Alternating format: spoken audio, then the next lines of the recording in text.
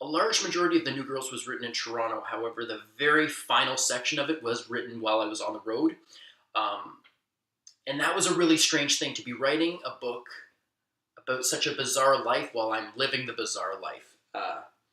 And it was really, there was one story that really jumps into my mind when I think about the writing process and how bizarre it was.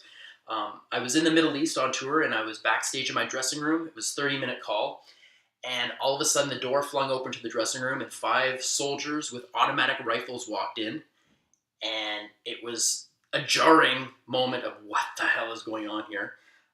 And then tightly behind them was several dogs, bomb sniffing dogs. They were coming through to do a final sweep because the Queen of Jordan was there to watch the show, and she was going to be watching from a private box. And to my understanding, before we had shown up to the building, they had done a sweep of the whole place, but they wanted to do one final one before she enters the building. Uh, I don't know. It was a really bizarre experience. I mean, something that would only happen, I guess, in the Middle East. I don't.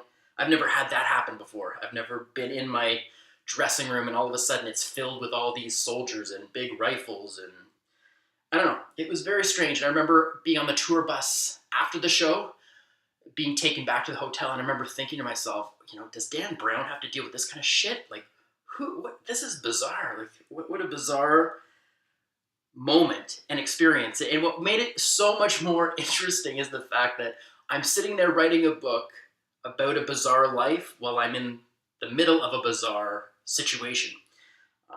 But it totally goes with everything that is on the road. It's a bizarre. You don't know what's going to happen next. Everything is a plot twist when you're living on the road and you're a touring performer. And I don't know. I wish there was a way I could somehow tie that story into the book, but I would have no idea where I would place that or how I would fit it in.